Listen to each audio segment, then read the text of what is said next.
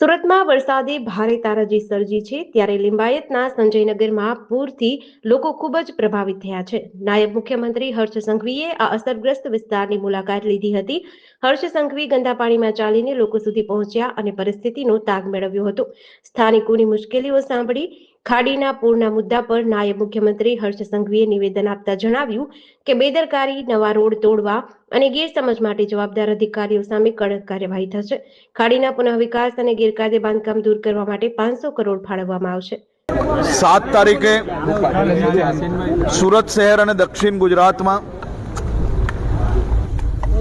વહેલી સવારથી સાંજ સુધી છેલ્લા અનેક વર્ષોના જો ડેટા જોઈએ તો સૌથી વધારે વરસાદ આજ તકનો 7 તારીખે સુરત શહેર અને દક્ષિણ ગુજરાતમાં વરસ્યો હતો અને ખાસ કરીને ઉપરવાસમાં બી વરસાદ હોવાના કારણે સુરત શહેરના અનેક વિસ્તારોએ ખૂબ જ મોટા પાયે પાણી ભરાવાના પ્રશ્ન ફેસ કરવા પડ્યા હતા।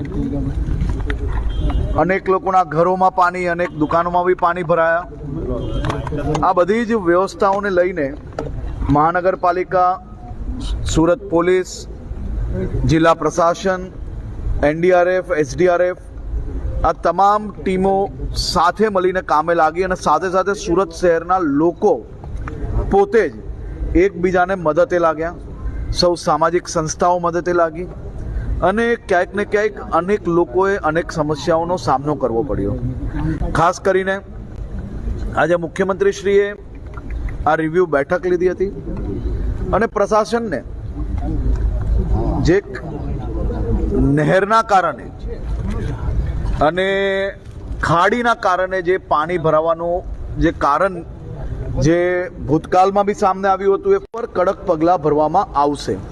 સાથે સાથે કોઈ બી જગ્યા પર મહાનગરપાલિકા હોય કે બીજું પ્રશાસન હોય, કોઈ બી લેપ્સ થઈ હોય તો એની સંપૂર્ણપણે તપાસ થઈને એ લોકો પર પગલાં ભરવામાં આવે।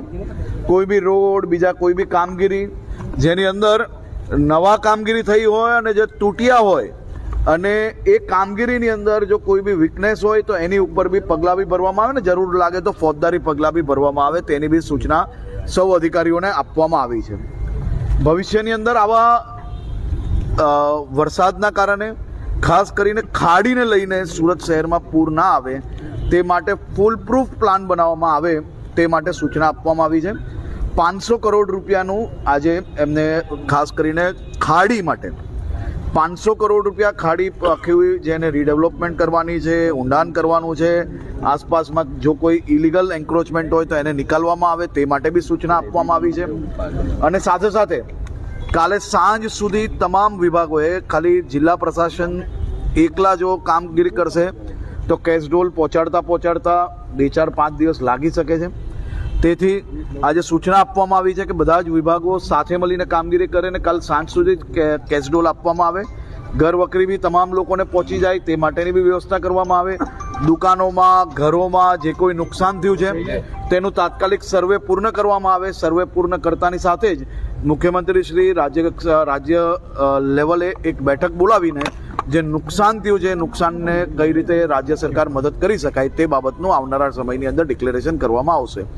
આજે તમામ ચૂંટાયેલા પ્રતિનિધિઓને બી અને મહાનગરપાલિકાના સૌ અધિકારીઓને બી આજે સાંજ સુધી એક રાઉન્ડ સફાઈનું બધી જ જગ્યા પર પૂર્ણ થાય તે માટે બી સૂચના આપવામાં આવી છે અને સૌ સફાઈ કર્મચારીઓને બી હું આભાર માનું છું અને વંદન કરું છું જે પ્રકારે રાત દિવસ એક કરીને સફાઈની કામગીરી કરી રહ્યા છે।